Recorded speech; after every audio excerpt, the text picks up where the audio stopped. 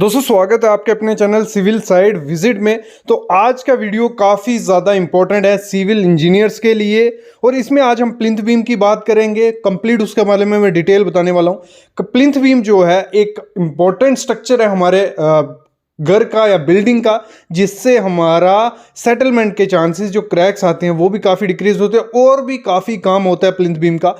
तो आज इस वीडियो में हम कंप्लीट उसके बारे में जानेंगे, तो कंप्लीट वीडियो देखना। अगर आप घर की कंस्ट्रक्शन करवा रहे हो उसमें प्लिंथ बीम तो आपको प्रोवाइड करवाना ही करवाना है, मस्ट होता है प्लिंथ बीम, क्योंकि जो भी घर का लोड आएगा वॉल का या कॉलम का वो प्लिंथ बीम ही डिस्ट्रीब्यूट करेगा पूरे एरिया में।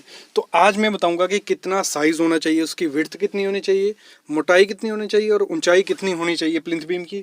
उसमें अगर 2 स्टोरी का घर है, अगर आप ड्यूप्लेक्स बना रहे हो तो उसमें आपको क्या सरिया प्रोवाइड करवाना है और जो रिंग रहता है, स्टीयर रहता है, वो कितनी स्पेसिंग पे प्रोवाइड करना है।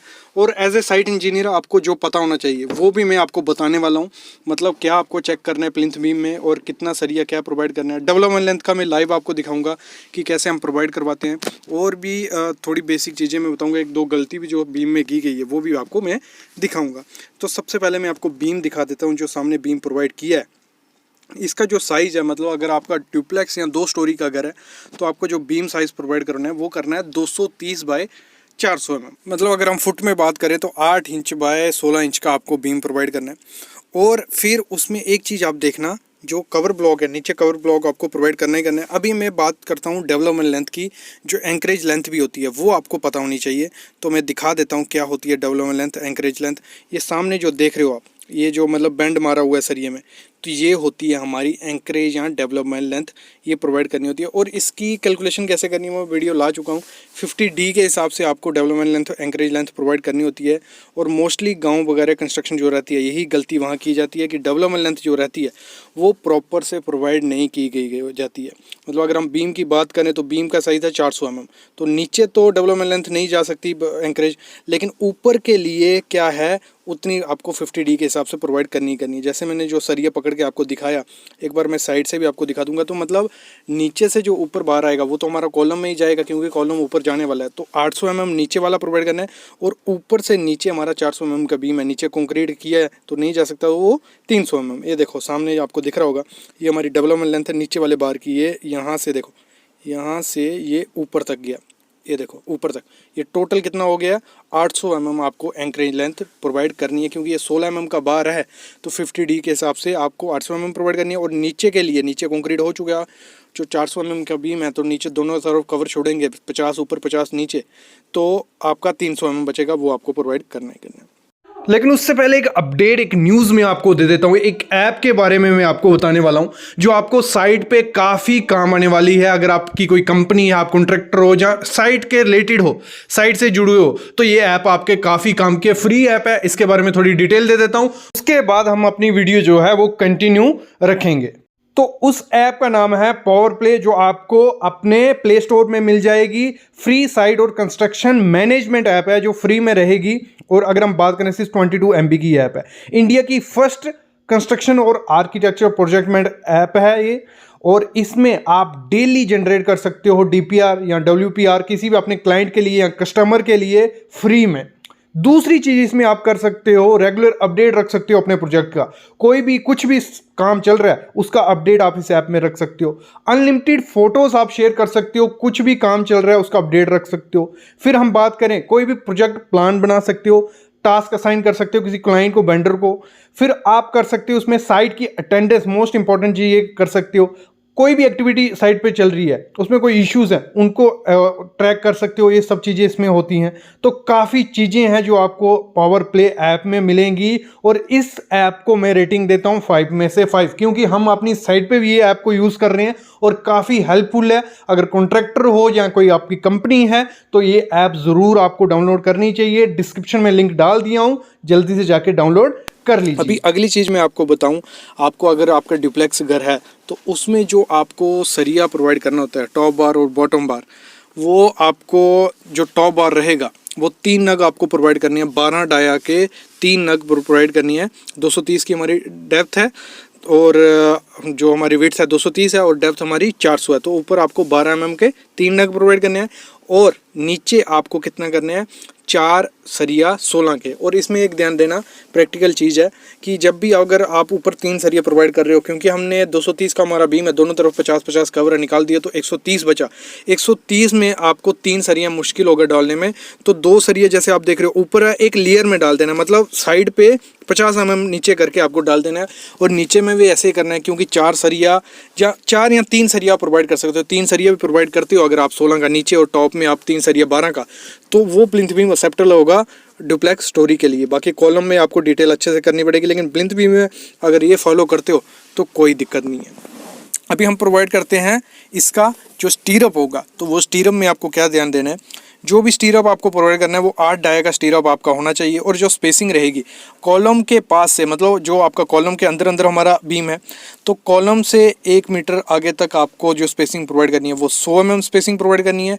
और दूसरे कॉलम से भी 1 मीटर तक 100 mm, बीच में आपको 150 mm स्पेसिंग प्रोवाइड करनी है। ये चीज़ भी आपको ध्यान देनी है। आगे मैं आपको गलती बताने वाला हूँ, एक गलती की गई है स्पेसिंग में ही, वो मैं आपको दिखाऊंगा, क्योंकि काफ़ी बड़ी गलती होती है जब लोड पड़ेगा बीम पे, मतलब हमारा लोड बेरिंग स्ट्रक्चर है या फ्रेम स्ट्रक्चर ही है, जब भी बीम पे लोड पड़ेगा और स्पेसिंग ज़्यादा हुई, वहाँ पे क्रैक देखने के चांसेस बड़े ज़्यादा हो जाते हैं, क्योंकि शेयर फेलियर वहीं आएगा जहाँ लोड का ज़्यादा इफेक्ट पड़ेगा, अगर वहाँ स्टीरअप नहीं प्रोवाइड किया होगा आपसे अच्छे से।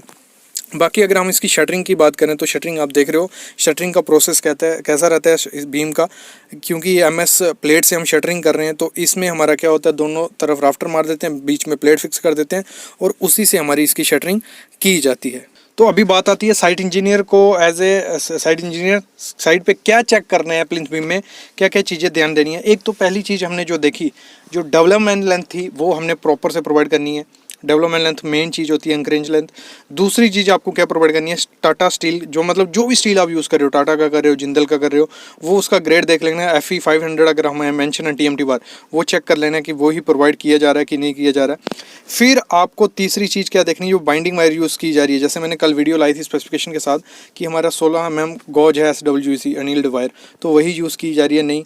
फिर आपको देखनी है स्पेसिंग, जैसे हम सामने आप देख रहे हो, आपको स्पेसिंग में काफ़ी ज़्यादा डिफरेंस दिख रहा होगा। मतलब ये चीज़ का जैसे मैंने कहा स्टार्टिंग में फेलियर करती है, ये जैसे यहाँ ये एरिया है, इसमें आपको स्पेसिंग दिख रही होगी 150 mm, यहाँ मैंने हाथ रखा हुआ, और यहाँ आपको दिख रही होगी कितनी 230 mm।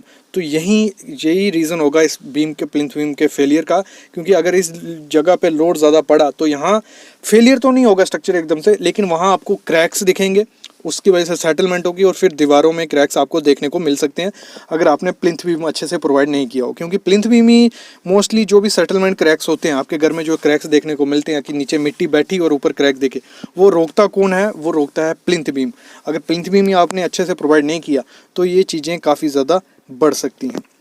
अभी मैं आपको प्रैक्टिकल दिखाऊंगा कि कैसे हम शटरिंग करते हैं और कैसे हम स्टील बांधते हैं। प्लिंथ बीम का स्टील वर्क जो रहता है, क्योंकि इसकी BVS की वीडियोस आ चुकी हैं, एनवायरमेंटल शेड्यूल की काफ़ी वीडियोस आ चुकी हैं, वो आपने आई होप देखी होंगी। देखो अब शटरिंग के लिए क्या किया जाता है, जैसे मैंने स्टार्टिंग में बताया, 2 राफ्टर पे प्लेट को फिक्स कर दिया जाता है, उसके बाद वाइंडिंग वायर्स की हेल्प से उसको बांध दिया जाता है और नेल्स मार दिए जाते हैं। ये प्रैक्टिकली हम जो प्लिंथ बीम को करते हैं ऐसे फिक्स करते हैं। अभी एक चीज़ और आपको as a site engineer check करनी है जब प्लिंथ बीम आपका होता है, कि उसमें जो शटरिंग हम लगा रहे हैं उसमें आपको शटरिंग ऑयल लगाना ही लगाना है। और शटरिंग ऑयल की कितनी क्वांटिटी होनी चाहिए, इस पर वीडियो आ चुकी है, वो ज़रूर देखना आप, क्योंकि मैंने एक वीडियो बनाई थी जिसमें मैंने थंब रूल बताया था कि शटरिंग की क्वांटिटी हम कैसे निकालते हैं। क्वांटिटी सर्वे का पॉइंट था वो कैसे निकालते हैं। देखो यहाँ शटरिंग ऑयल हम लगवा रहे हैं, क्योंकि शटरिंग ऑयल अगर हम प्रॉपर से नहीं लगवाएंगे तो जो हमारी फिनिशिंग होगी वो अच्छे से नहीं निकलेगी और हनी कॉम्ब के चांसेस काफ़ी ज़्यादा बढ़ जाते हैं। और इसकी जो शटरिंग आप देख रहे हो फिक्स हो चुकी है, मतलब इसकी जो इंक्लाइन सपोर्ट है वो भी आपको चेक कर लेनी है, क्योंकि एक बार जब कॉन्क्रीटिंग हो रहा है उसमें प्रॉपर नीडल घुसाई हुई वाइब्रेशन की गई तो खुलने के चांसेस काफ़ी ज़्यादा रहते हैं, तो आपको वो चीज़ भी ध्यान देनी है। अभी सामने आप प्लिंथ बीम देख रहे हो, उसकी बाइंडिंग कैसे की जाती है। इसमें देखो स्टीरअप हमारे पहले तो जो स्टील बार रहते हैं, हॉरिजॉन्टल स्टील बार हैं, ऊपर 3 नग हमारे जैसे कहा था प्लिंथ बीम के 3 नग आएंगे और नीचे हमारे 3 नग 16 के आएंगे। उनको डाल के उस पर मार्किंग कर दी जाती है चौक से, और फिर उसके बाद जो भी स्टीरअप आता है उसको अल्टरनेट आपको प्रोवाइड करना होता है। ये पॉइंट मैं भूल गया बताना, कि जो स्टीरअप होगी उसकी जो हुक होगी, एक हुक राइट तरफ आएगी, एक हुक लेफ्ट तरफ, फिर एक राइट तरफ एक लेफ्ट तरफ। ये किस लिए होता है, जब वही लोड का पॉइंट आ गया था, जब लोड पड़ेगा तो बीम जो नीचे का जोन होगा वो टेंशन में जाएगा, ऊपर का कंप्रेशन में, तो उसको पकड़ के रखने के लिए हुक वर्क करती है। अगर हमने हुक एक ही जगह प्रोवाइड की होगी तो एक बार स्लिपेज होने के चांसेस काफ़ी ज़्यादा हो जाते हैं, तो इसलिए हुक हमें अल्टरनेट हमेशा रखनी होती है। और जैसे बीम की मैं बात कर रहा था, इसका स्टील कैसे बांधा जाता है, आप सामने देख रहे हो स्टील वर्क उसका हो रहा है। तो यही वीडियो थी प्लिंथ बीम पे। आई होप आपको समझ आया होगा कि प्लिंथ बीम कितने का रखने हैं, क्या क्या as a site engineer check करना है, और भी बेसिक चीज़ें। तो ऐसे प्रैक्टिकल नॉलेज के लिए आपको सिविल साइट विजिट को सब्सक्राइब करके रखना है। प्रैक्टिकल नॉलेज हम डेली आपके लिए लाते हैं, जॉब आपके लिए डेली लाते हैं, जो हमारा new channel civil engineering jobs, और बिजनेस के लिए एक चैनल हमारा बिजनेस का अड्डा, वहाँ बिजनेस टिप्स आपके लिए लाता हूँ कि जो अच्छा बिजनेस हो सिविल इंजीनियर्स के लिए, वो बिजनेस काफ़ी ज़्यादा उसमें मैंने बताए हुए हैं, वो जाके बिजनेस भी देख लो, जॉब्स के लिए भी अप्लाई करो। और हमारी वेबसाइट जो है सिविल साइट विजिट, वहाँ पे आपको specification, IS codes, interview questions, daily job updates सब कुछ मिलेगा। सब कुछ लो, फ़ायदा लो चैनल का, पेजेस का, क्योंकि ये सब कुछ आपके लिए फ्री है। Thank you guys.